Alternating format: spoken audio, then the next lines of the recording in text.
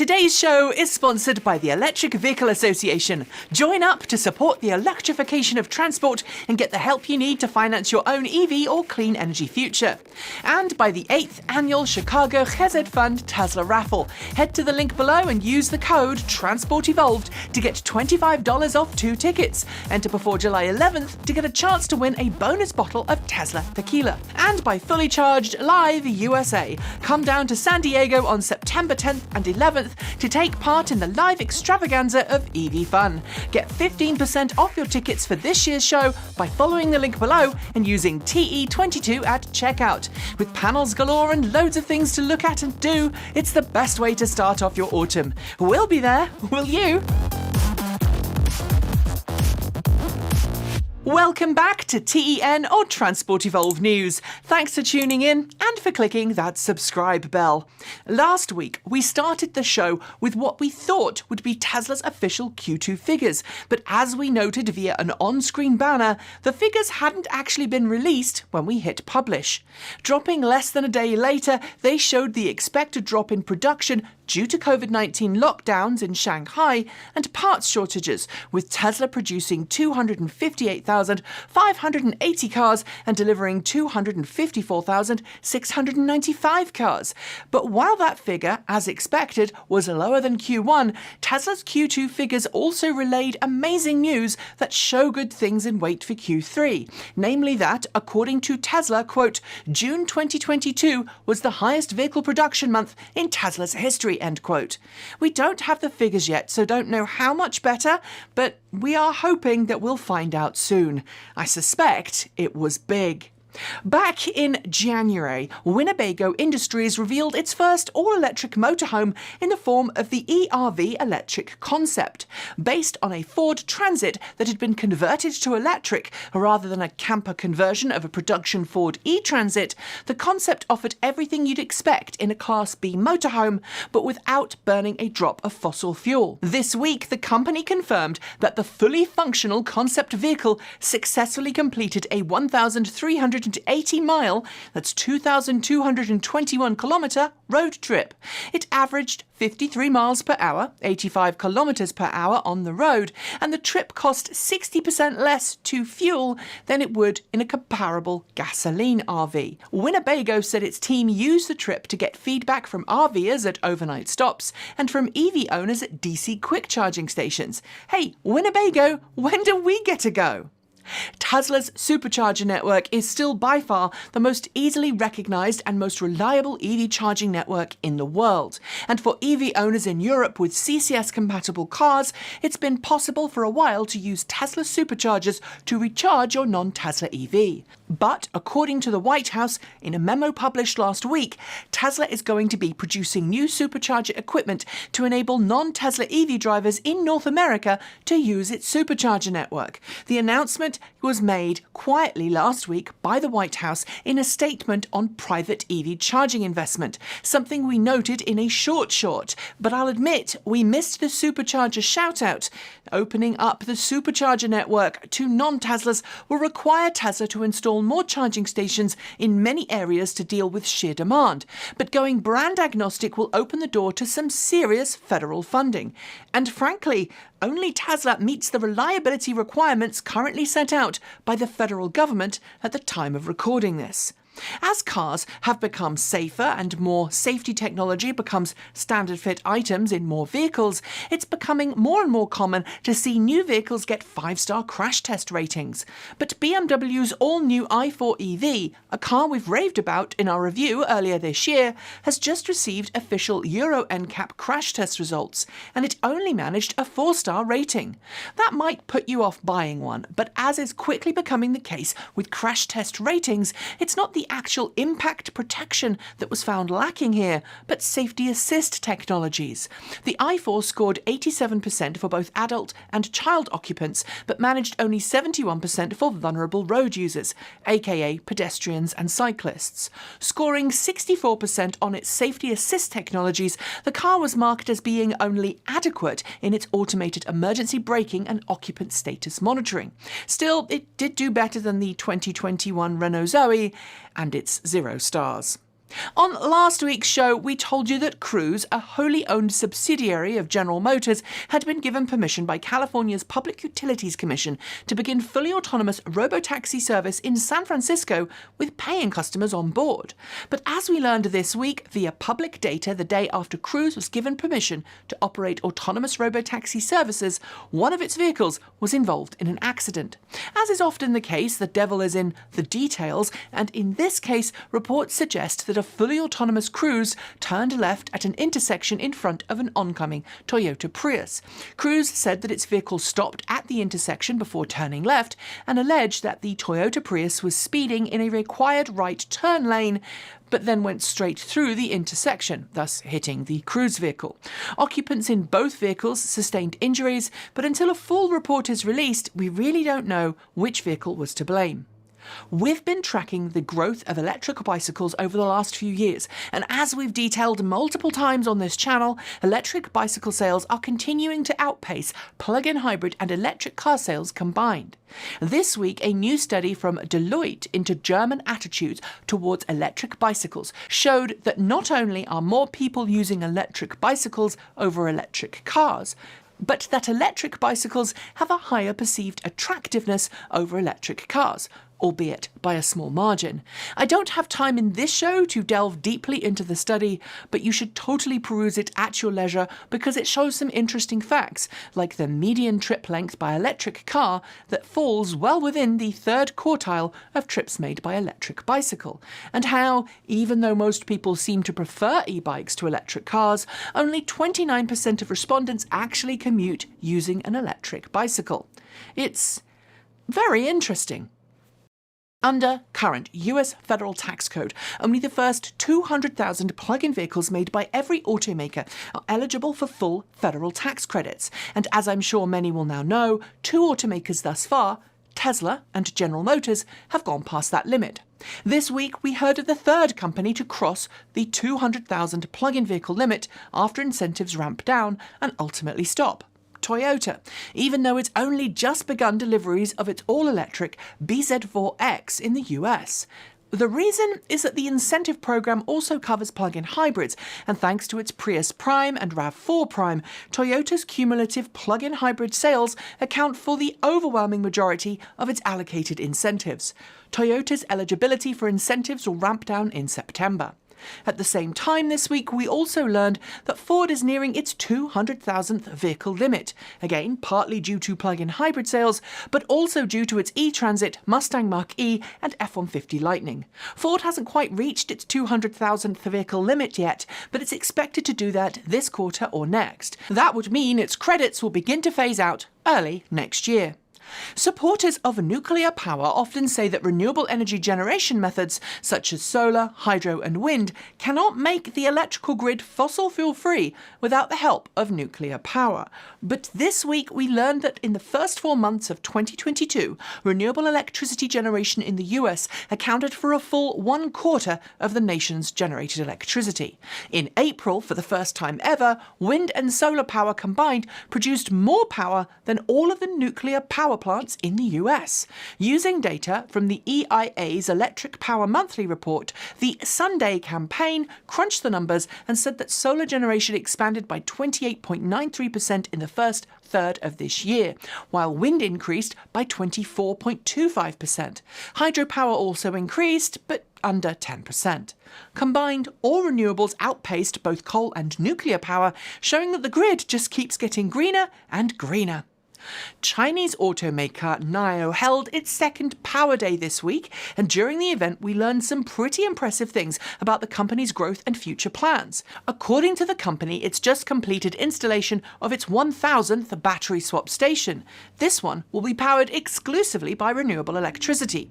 Just as Tesla expanded its supercharger network in its early days quite dramatically, so too has NIO expanded its swap stations, going from 200 to 1,000 locations stations over the course of 15 months.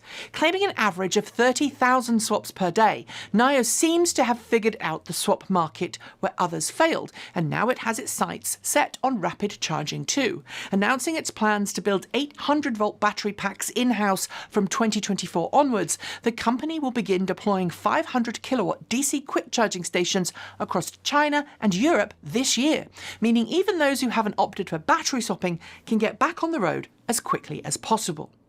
The Insurance Institute for Highway Safety has a long and trusted reputation for crash testing vehicles, and its lauded Top Safety Pick Plus award is a serious accolade for any new car.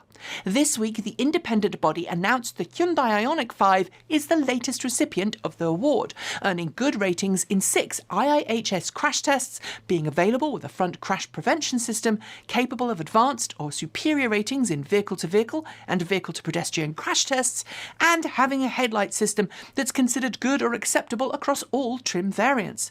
Interestingly, though, the award only applies to 2022 or newer IONIQ 5 EVs, as vehicles made before December 2021 have a different front seat that the IIHS states could, quote, affect the head restraint evaluation, end quote. It's great to see more and more EVs earning this Top Safety Pick Plus award, and if you're in the market for a new EV, be sure to check if your potential new car has it, even if you're not a US resident. Short shorts are on the way, but first, how would you like to win a Tesla of your choice or $50,000 in cash? Well, make sure you pay attention because I'm about to tell you about the 8th annual Tesla raffle from the Chicago Chesed Fund. The Chicago Chesed Fund is a non-profit organisation dedicated to helping families in crisis and has countless programs and services in operation right now. In a world where COVID-19 is still causing problems with communities, its work has never been more important, and throughout the past few years, the Chicago-based charity has been helping people stay safe, fed, employed and healthy, regardless of COVID-19.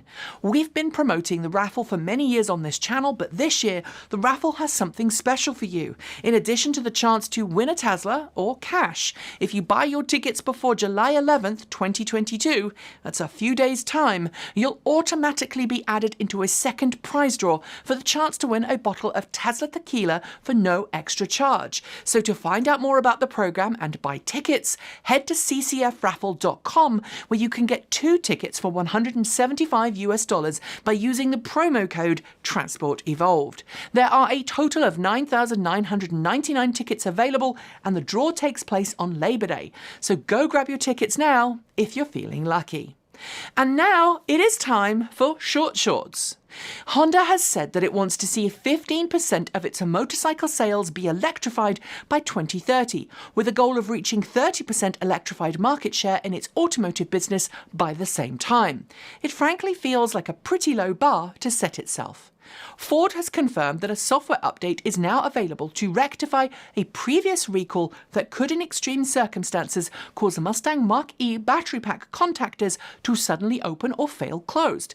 Dealers can now install the update, but an over-the-air update option is also on the way. Tesla's Giga Berlin, while not actually in Berlin, is going to be halting production for a short while in order to expand capacity at the facility. It follows Giga Shanghai, which halted production for a similarly short time to achieve the exact same thing. We think Giga Texas will be next. Canoo has successfully debuted the crew transport vehicles it was contracted to make by NASA to take astronauts to and from the launch pad on the Artemis moon missions. The 3 vehicles, in red, white and blue of course, will replace the Astrovans of the shuttle years. An Edition 1 variant of the GMC Hummer EV has just sold at Barrett-Jackson's 2022 auction in Las Vegas for an eye-watering $324,500. It had just 48 miles, 77 kilometers on the clock. The Federal Motor Transport Authority in Germany has discovered an error in the emergency eCall system found in Tesla Model 3 and Model Y cars. The system is designed to call emergency services in the event of an accident. An over-the-air fix is forthcoming. As more capable and more appealing electric car models come onto the market, Nissan is finding it harder and harder to sell its LEAF electric hatchback. Sales data from the company shows that just over 3,250 LEAFs were delivered during the second quarter in the US. The Boring Company has completed a new station on its Las Vegas Boring Company loop, joining the Las Vegas Strip with the Las Vegas Convention Center for the first time. The new station is located at Resorts World Las Vegas and is already in operation. The FIA World Rallycross Championship has confirmed its calendar for 2022 and says that this year's race series will debut the new flagship class, which will be entirely devoted to electric rally cars. Cars will produce upwards of 500 kilowatts of power at the wheels. Vietnamese EV startup Vinfast says that it's partnered with Prologium to develop solid-state battery packs for its future vehicles. It's invested, quote, tens of millions of dollars, end quote, into Prologium, and a memorandum of understanding has been signed. SCA, owner of the largest privately managed forest in Europe, has taken delivery of what it says is the world's first all-electric logging truck. The company's facilities in northern Sweden already operate with a very low carbon footprint, but now the wood can be sustainably transported to its paper mills as well. Rivian published its Q2 production and delivery estimates this week, showing that it successfully ramped up production during the second quarter to make and deliver just over 4,400 vehicles to customers. It says it's on track for yearly targets. An XPeng P7 was caught on camera this week hitting an unknown object in the road, puncturing the battery pack and bursting into flames after the occupant safely escaped. It's not clear what the item was, but it's also worth noting the importance of keeping your eyes on the road in any car and not driving over sharp objects. Human Horizons has shown off more capabilities of its upcoming vehicle, the GT Hi-Fi Z. It's another high-end electric car oozing with lots of onboard tech, but this time it has a robotic arm that's part of the Hi-Fi bot the company wants to include with the car. Volkswagen has broken ground on a new battery facility in Germany where it will build battery packs with PowerCo, a company that Volkswagen has invested more than €20 billion into. The facility will employ up to 20,000 people. Amazon is following in the tyre tracks of DHL by launching the first micromobility hub in the UK for its delivery vehicles. Rather than use delivery trucks, the micromobility hub will be the home of a fleet of human pedal electric hybrid quad delivery vehicles. They're designed to displace ICE vehicles in the East End of London. GM's production facility at Detroit Hammond Track, now known as Factory Zero, where the Hummer EV is built, is currently undergoing some upgrades to increase Hummer EV production. Prior to this, just 12 Hummer EVs were being built at Hammond Track every day. Sales figures for June show that Mazda's EV market share remains a bit of a joke, with the company selling just 23 examples of its MX-30 EV in the whole of the US. Given we've got one on loan right now, we're kind of starting to see why it sold so few. Chinese automaker GAC has just announced what it says is a massive breakthrough in battery technology, a so-called super ion LFP battery that the company claims has a 20% volumetric energy density boost thanks to microcrystalline technology. Honda has announced a limited edition version of the Honda E city car. Called the Honda E Limited Edition, it will be sold in Europe and comes with special black badges, 17-inch black alloy wheels, and a higher price tag. Just 50 units will be sold across Europe. Maruti Suzuki has confirmed that it plans to bring an all-electric model to the Indian market in 2025 as part of plans to convert its automotive business away from internal combustion. Future models will be all-electric and hybrid, as well as CNG and biofuel burning ICE models. Electric Brands has unveiled a camper variant of its modular XBus. It's been 1 year since the boxy EV revealed its commercial vehicle debut, and the camper variant gives us all kinds of diminutive microbus warm fuzzies. If there's only one bus I get to try, it is this one. US charging network EVCS says that it has raised a total of $68.8 million to accelerate the expansion of EV charging along the US West Coast. It plans to upgrade existing infrastructure and double its charging footprint along the I-5 corridor. The state of Illinois has officially launched a new rebate program running from July 1st through the end of September. Illinois residents can apply to get a rebate for new and used electric cars and electric motorcycles. Between $1,500 and $4,000 per purchase are on offer. Mercedes-Benz has issued a global recall for its EQE electric sedan. So far, 341 examples are involved in the recall as the car is only just launched. But according to the recall notice, steering components damaged during assembly could fail. An issue was found with the battery packs used in the ID Buzz, which resulted in dangerous voltage sags in some cells. So Volkswagen has resumed production of the ID Buzz and ID Buzz Cargo after saying that it has resolved the, quote, quality control issues it found. A 50-year-old resident of Las Vegas was charged this week with operating a cryptocurrency scam that netted him $45 million and 39 brand-new Teslas. The scam appeared to revolve around Elon Musk and Jeff Bezos, neither of whom had anything to do with the fraud or knew anything about it. Fisker is reaching out to people who placed a refundable deposit down on the Fisker Ocean to ask them to confirm their orders with a $5,000 non-refundable deposit. The deposit is part of the ordering process ahead of the production launch later this year. Ford's second quarter figures came in at the start of the week and show that the company enjoyed a better second quarter to the first. EV sales are up thanks in part to the F-150 Lightning, which placed Ford in second place in total EV sales in June, behind Tesla. Two former employees of Tesla, who were fired during the company's staff cull last month, have filed an emergency plea in court, alleging that Tesla paid far less severance to them than is legally required under state and federal employment law. Tesla stands accused of violating the WARN Act of 1988. And those are your short shorts. There will be more next week. If there's one thing that we've learned in the last 2 years since hearing Hyundai and Kia proudly proclaim at CES in 2020 that they believe the future of the automotive industry relied heavily on value-added services, aka in-vehicle subscriptions, we've seen more and more companies make features that used to be free, things that you now have to pay for. BMW has made heated seats a subscription service. Tesla has made online maps a subscription service. And Ford will happily charge you a subscription fee for using Amazon Alexa in your vehicle. And plenty of other automakers charge similar fees for similar things.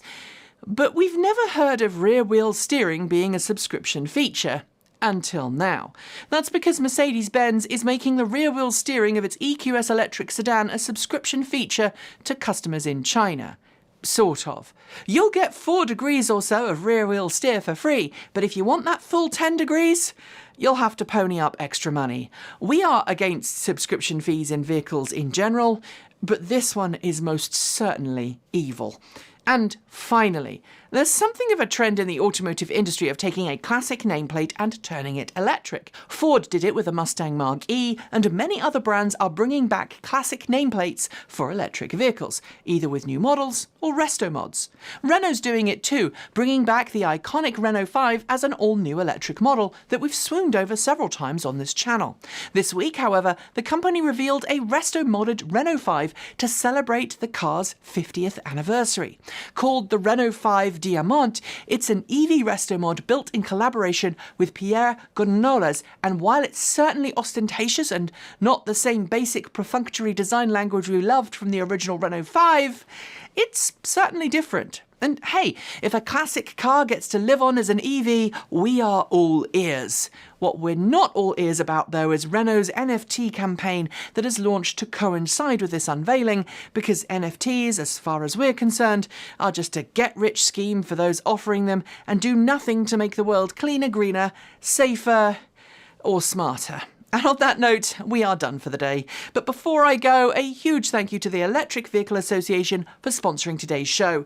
They have been advocating for electric vehicles since 1967 and firmly believe that our future depends on us making the switch to clean, green electric cars today.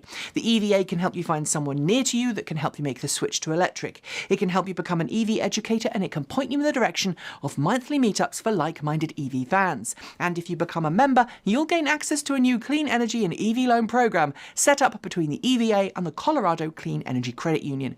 You can find out more by heading to electricauto.org. And of course, thanks again to the 8th annual Chicago Chesed Fund Tesla raffle for sponsoring today's show. Head to the link below and use the code TRANSPORTEVOLVED to get $25 off 2 tickets. Enter before July 11th to get the chance to win a bonus bottle of Tesla tequila. Don't forget to hit subscribe and the bell for this channel and our second channel, Transport Evolved Take 2. And if you're not already a channel member or Patreon supporter, please consider becoming one. Or you can send us a tip through Ko-fi or check out our cool swag store. and buy a t-shirt like this one. And if you like what you saw today, why not consider adding a super thanks to your comment? It is super easy to do and it all helps our channel grow. Next week, Michael and I are going to be in New York for the Formula E race there, so we won't be able to make a roundup show, but there will be more awesome content for you to enjoy throughout this coming week and next. Until next time then, enjoy your weekend, and as always, keep evolving.